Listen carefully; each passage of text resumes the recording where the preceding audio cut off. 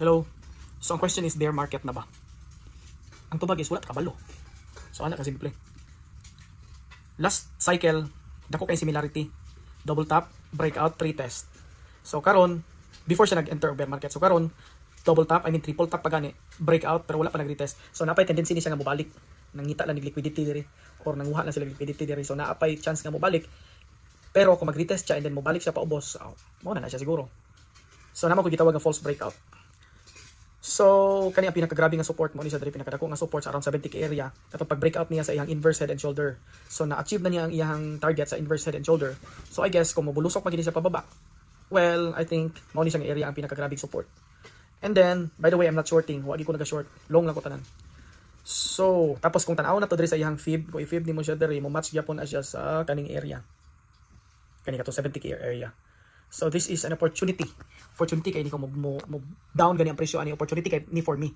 Well, I'm not an active trader. Ga-trade ko occasionally lang, pero position trading most of the time. And I do small leverage.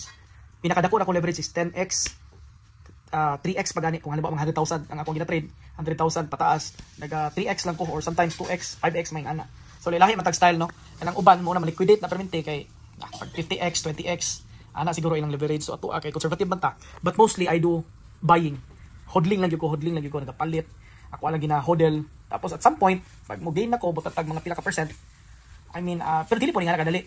Tinuig pod. Like last time nakapalit ko diri sa 25,000 area tong FTX crash sa una basta somewhere. Tong crash sa FTX unya daghan pa tong mga negative nga nahitabo sa market, nakapalit ko to diri.